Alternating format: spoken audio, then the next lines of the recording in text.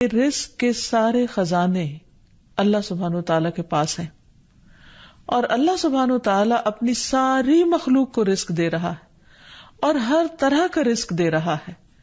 اور پھر بھی اس کے خزانوں میں کمی نہیں واقع ہوتی. ایک حدیث قدسی میں آتا ہے، اللہ تعالیٰ فرماتے ہیں کہ اے تمام جن و انس، اولین و آخرین، اگر تم سب کے سب ایک چٹیل میدان میں، کھلے میدان میں اکٹھے ہو جاؤ اور پھر سب اپنی حاجات مجھ سے مانگو، اپنی ضروریات مجھ سے طلب کرو، اور میں تم سب کو وہ عطا کروں جو تمہیں چاہیے، تو بھی میرے خزانوں میں اتنی کمی بھی واقع نہیں ہوتی جتنی سوئی کو سمندر میں ڈالنے سے واقع ہوتی ہے. جہاں تک رزق کا تعلق ہے تو اس سلسلے میں یہ یاد رہے کہ رزق کا تنگ کرنا اور کشادہ کرنا یہ صرف اللہ سبحانہ وتعالیٰ کے ہاتھ میں ہے. وہ جس کو چاہتا ہے زیادہ دیتا ہے، جس کو چاہتا ہے کم دیتا ہے. قرآن مجید میں اللہ تعالیٰ فرماتے ہیں واللہ یرزق من یشاء بغیر حساب، اللہ جس کو چاہتا ہے بے حساب رزق عطا کرتا ہے. اور پھر اگر وہ کسی کو زیادہ نہیں دیتا، اس پر رزق تنگ کر دیتا ہے، تو بھی اس میں اس کی اپنی حکمت اور مصلحت کار فرما ہوتی ہے. بعض لوگوں کو رزق کی زیادتی نقصان دیتی ہے، اور بعض لوگوں کو رزق کی کمی فتنے اور مشکل میں ڈال دیتی ہے کہ ان کے ایمان جانے کا خطرہ ہوتا ہے. اسی طرح بعض کو رزق کی کشادگی اللہ کی یاد سے غافل کر دیتی ہے. یعنی انسان مختلف مزاج کے ہوتے ہیں، تو اللہ تعالیٰ چونکہ بندوں پر مہربان ہے، وہ جانتا ہے کہ کس بندے کے ساتھ اسے کیسا معاملہ کرنا ہے، کسے زیادہ دینا ہے اور کسے کم دینا ہے. اس لیے ہمارے معاملے میں اللہ تعالیٰ کا جو بھی فیصلہ ہو اسے بخوشی قبول کر لینا چاہیے، اور اس کے ساتھ ساتھ اس سے اچھی امید رکھنی چاہیے. رزق کے سلسلے میں یہ بات بھی یاد رہے کہ اگر کبھی رزق میں تنگی ہو رہی ہو تو ہو سکتا ہے کہ اس تنگی پر صبر کرنے کی وجہ سے انسان کے اتنے درجات بلند ہو جائیں کہ بہت بڑی بڑی نیکیاں بھی اس کے مقابلے میں ہیچ ہوں. پھر اسی طرح بعض اوقات انسان کے لیے ناشکری رزق کی تنگی کا ذریعہ بن جاتی ہے، تو اس سے بھی انسان کو پرہیز کرنا چاہیے. خواہ انسان کے پاس تھوڑا ہی ہو تو بھی اس پر اللہ تعالیٰ کا شکر ادا کرنا چاہیے، کیونکہ اللہ تعالیٰ کا وعدہ ہے لَإِن شَكَرْتُمْ لَأَزِيدَنَّكُمْ، اگر تم شکر ادا کرو گے تو میں تمہیں اور زیادہ عطا کروں گا. کیونکہ ہر انسان جس کے پاس جتنا بھی ہے وہ عموماً کمی کا رونا روتا رہتا ہے. اسی لیے ہمیں یہ سکھایا گیا ہے کہ رزق کے معاملے میں ہم یعنی دنیاوی معاملات میں اپنے سے نیچے والوں کو دیکھیں کہ ان کے پاس کیا ہے. تو انسان کے پاس جو کچھ بھی ہو، انسان اس پر راضی ہو سکتا ہے، مطمئن ہو سکتا ہے، خوش ہو سکتا ہے، اور اللہ تعالیٰ کا شکر گزار ہو سکتا ہے. اور یہ ہمیشہ یاد رکھے کہ اصل میں الرزاق تو اللہ تعالیٰ ہی ہے. اس لیے جب بھی رزق کے معاملے میں کسی بھی قسم کی کوئی مشکل ہو، اونچ نیچ ہو، تو فوراً اللہ تعالیٰ کی طرف انسان رجوع کرے اور اللہ تعالیٰ سے خوب خوب دعائیں کرے، کیونکہ وہ دعاؤں کا سننے والا ہے. لیکن بات یہ ہے کہ انسان جب اللہ سے مانگے تو پورے یقین کے ساتھ مانگے، امید رکھ کے مانگے، اور کسی بھی قسم کی مایوسی کا شکار نہ ہو، کیونکہ دعا ان تمام چیزوں میں فائدہ دیتی ہے جو نازل ہو چکی ہیں، اور ان میں بھی فائدہ دیتی ہے جو نازل نہیں ہوئی. یعنی وہ تمام مشکلات جو انسان پہ پڑ چکی ہیں یا آئندہ آنے والی ہیں، ان دونوں کے سلسلے میں دعا کرنا انسان کو فائدہ دیتا ہے. لیکن یہ یاد رہے کہ دعا کی قبولیت کے لیے انسان اپنی طرف سے بھرپور کوشش کرے، اور اس میں ایک کوشش یہ کہ جب اللہ سے مانگے تو پہلے اللہ سبحانہ وتعالیٰ کی تعریف کے کلمات کہے، تسبیحات پڑھے، اور پھر اس کے ساتھ ساتھ درود شریف پڑھے. کیونکہ نبی صلی اللہ علیہ وسلم نے فرمایا کوئی شخص اس طرح دعا نہ کرے کہ اے اللہ اگر تو چاہے تو مجھے روزی دے، بلکہ پختگی کے ساتھ سوال کرے، پورے عزم کے ساتھ سوال کرے، کیونکہ اللہ جو چاہتا ہے کرتا ہے اور اس پر کوئی جبر کرنے والا نہیں ہے.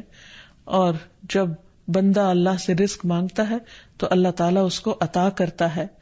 نبی صلی اللہ علیہ وسلم نے فرمایا جب تم اللہم ارزقنی کہو گے تو اللہ تعالیٰ فرمائے گا میں نے رزق دینے کا فیصلہ کر لیا. یعنی جب تم کہو گے کہ اللہ مجھے رزق دے تو اللہ تعالیٰ تمہیں جواب دے گا کہ ہاں میں تمہیں رزق دوں گا. اس لیے اس حوالے سے مکمل طور پر اللہ سبحانہ و تعالیٰ پر بھروسہ کرنا چاہیے، اللہ تعالیٰ کا تقوی کرنا چاہیے، یعنی اللہ تعالیٰ سے ڈرتے رہنا چاہیے، اور رزق کی تلاش میں حرام راستے اختیار نہیں کرنے چاہیے، کیونکہ اللہ سبحانہ وتعالیٰ کا وعدہ ہے وَمَن يَتَّقِ اللَّهَ يَجْعَل لَّهُ مَخْرَجًا وَيَرْزُقْهُ مِنْ حَيْثُ لَا يَحْتَسِبُ، جو اللہ کا تقوی اختیار کرے گا اللہ تعالیٰ اس کے لیے مشکل سے نکلنے کی کوئی راہ ضرور بنا دے گا، اور اس کو وہاں سے رزق عطا کرے گا جہاں سے وہ سوچتا بھی نہیں ہوگا، یعنی اس کا وہم و گمان بھی نہیں ہوگا، اس کا خیال بھی نہیں ہوگا۔ اللہ تعالیٰ غیب سے ایسے اسباب پیدا کر دے گا جن کے بارے میں انسان نے کبھی سوچا نہ ہوگا، لیکن شرط یہ ہے کہ جب انسان کے اوپر آزمائش کا وقت ہو تو اس وقت وہ اللہ تعالیٰ سے حلال ہی کو طلب کرتا رہے اور پریشان ہو کر حرام راستے اختیار نہ کرے۔ اللہ تعالیٰ کا وعدہ ہے کہ اگر کوئی اللہ سے ڈرتا ہے، اللہ کی اطاعت کرتا ہے، اللہ کی نافرمانی سے بچتا ہے، تو پھر ایسی صورت میں اللہ تعالیٰ اس پر آزمائش کے ختم ہونے کے بعد آسمان و زمین سے برکتوں کے دروازے کھول دے گا۔ پھر یہ کہ انسان کو اللہ کی تقسیم پر راضی رہنا چاہیے، اگر اپنے سے زیادہ کسی کو ملا ہے تو اس پر حسد نہیں کرنا چاہیے، اور اگر اپنے سے کم کسی کے پاس ہے تو اس کے اوپر اس کو حقیر نہیں سمجھنا چاہیے، بلکہ انسان کی قدر کرنی چاہیے، اور ہمیشہ یہ سوچنا چاہیے کہ اس کو مجھ سے زیادہ دینے والے کو بھی دینے والا رب ہے، مجھے بھی میرے رب نے ہی دیا ہے، اور جس کے پاس کم ہے اس کا بھی مالک وہی ہے۔ اور یہ بھی انسان یاد رکھے کہ انسان جب حرام سے بچتا ہے، غلط راستوں سے بچتا ہے، اللہ تعالیٰ کی فرما برداری کرتا رہتا ہے، اس کا شکر ادا کرتا رہتا ہے، تو اللہ تعالیٰ اس کو حلال طریقوں سے بھی رزق عطا کرتا ہے۔ حدیث میں آتا ہے کہ رزق کی تلاش میں میانہ روی اختیار کرو، یعنی بہت ڈیسپریٹ نہ ہو جاؤ، اللہ تعالیٰ ضرور دروازہ کھولے گا۔ کہیں ایسا نہ ہو کہ رزق کا مؤخر ہونا یعنی ڈیلے ہونا تمہیں اس بات پر اکسا دے کہ تم اللہ تعالیٰ کی نافرمانیاں کرنے لگو، یعنی نافرمانی کے ذریعے اس کا رزق تلاش کرو۔ یاد رکھو جو کچھ اللہ تعالیٰ کے پاس ہے وہ اس کی اطاعت سے ہی حاصل کیا جا سکتا ہے، اور اس سلسلے میں خصوصی طور پر استغفار بہت کارآمد ہے کہ انسان اپنے گناہوں کی معافی مانگتے ہوئے اللہ تعالیٰ سے رزق کے لیے دعا کرے، پھر اسی طرح رشتہ داروں کے ساتھ اچھا سلوک کرے، کیونکہ نبی صلی اللہ علیہ وسلم نے خاص طور پر یہ بات فرمائی ہے کہ جو شخص یہ چاہتا ہے کہ اس کی عمر دراز ہو اور اس کے رزق میں وسعت ہو تو اسے چاہیے کہ وہ صلہ رحمی کرے، یعنی اپنے رشتہ داروں کے ساتھ اچھا سلوک کرے۔ پھر انسان ہمیشہ یہ یاد رکھے کہ مال دینے سے بڑھتا ہے، صدقہ خیرات مال میں اضافے کا ذریعہ بنتا ہے۔ پھر اسی طرح خرید و فروخت میں سچ بولنا مال میں برکت پیدا کر دیتا ہے، اور جھوٹ مال کی برکت کو اٹھا دیتا ہے۔ اور پھر خاص طور پر انسان رزق کے لیے دعائیں کرتا رہے، کیونکہ سارے خزانے تو اللہ کے پاس ہیں، وہ جب جس کو جتنا چاہے عطا کر سکتا ہے۔ اس کے لیے نبی صلی اللہ علیہ وسلم کی سکھائی ہوئی مسنون دعائیں بہت ہی بہترین ہیں۔ نبی صلی اللہ علیہ وسلم ہر روز صبح فجر کی نماز کے بعد یہ دعا پڑھتے تھے، اللہم انی اسألک علما نافعا ورزقا طیبا وعملا متقبلا، اے اللہ میں تجھ سے علم نافع، طیب رزق یعنی پاکیزہ رزق اور مقبول عمل کا سوال کرتا ہوں، یعنی ایسے عمل کی توفیق دے جو تیرے ہاں قبول ہو جائے، تجھے پسند آ جائے۔ اور اس کے ساتھ ساتھ انسان کو حرام سے بچنے کی دعا کرنی چاہیے۔ اس سلسلے میں آپ صلی اللہ علیہ وسلم نے جو دعا سکھائی وہ ہے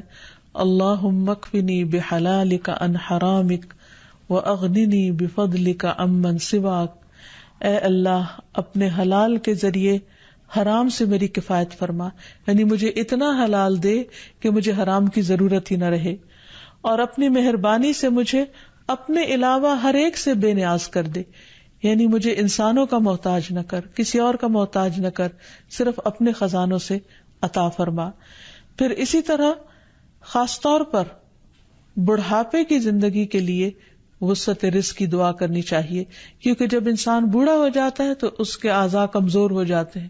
وہ اپنے لیے خود کچھ کمائی نہیں کر سکتا، وہ دوسروں پر ڈیپینڈنٹ ہو جاتا ہے، تو اس وقت وسیع رزق کی دعا سکھائی گئی۔ فرمایا اللہم اجعل اوسع رزقک علی عند کبر سنی وانقطاع عمری، اے اللہ جب میں بوڑھا ہو جاؤں اور میری عمر ختم ہونے لگے تو میرے رزق کو وسیع کر دے. اسی طرح اپنے لیے اور اپنی اولاد کے لیے وسیع رزق کی دعا کرنی چاہیے، جیسے ابراہیم علیہ السلام نے دعا کی تھی، ربنا انی اسکنت من ذریتی بواد غیر ذی زرع عند بیتک المحرم ربنا لیقیموا الصلاة فاجعل افئدۃ من الناس تہوی الیہم وارزقہم من الثمرات لعلہم یشکرون. اے ہمارے رب، بے شک میں نے اپنی کچھ اولاد کو اس وادی میں آباد کیا جو کسی کھیتی والی نہیں، تیری حرمت والے گھر کے پاس، اے ہمارے رب، تاکہ وہ نماز قائم کریں. سو کچھ لوگوں کے دل ایسے کر دے کہ ان کی طرف مائل رہیں، اور انہیں پھلوں سے رزق عطا کر تاکہ وہ شکر ادا کریں. اور آخر میں یہ بات یاد رہے کہ انسان کے رزق میں اکثر اس کے اپنے گناہ رکاوٹ بن جاتے ہیں. اس لیے جب انسان ان گناہوں سے توبہ کرتا ہے، استغفار کرتا ہے، تو اللہ تعالیٰ رزق کے دروازے کھول دیتے ہیں، جیسے اللہ تعالیٰ کا وعدہ ہے. قرآن مجید میں آتا ہے، نوح علیہ السلام نے اپنی قوم سے کہا کہ اپنے رب سے معافی مانگ لو، بلا شبہ وہ بڑا معاف کرنے والا ہے. وہ تم پر آسمان سے خوب بارشیں برسائے گا اور تمہاری مال اور اولاد سے مدد کرے گا، تمہارے لیے باغ پیدا کرے گا اور نہریں جاری کرے گا. تو اس سے یہ پتہ چلتا ہے کہ دنیا میں جتنی بھی راحتیں اور رزق کی قسمیں ہیں، ان سب کی کنجی استغفار ہے. تو اس لیے انسان کثرت سے اپنے گناہوں پر توبہ کرتا رہے. حقیقت یہ کہ اللہ کا کلام سچا ہے اور ہمیں اس پر ایمان لا کر پورے یقین کے ساتھ، وثوق کے ساتھ دعا مانگنی چاہیے کہ ہم انشاءاللہ استغفار کریں گے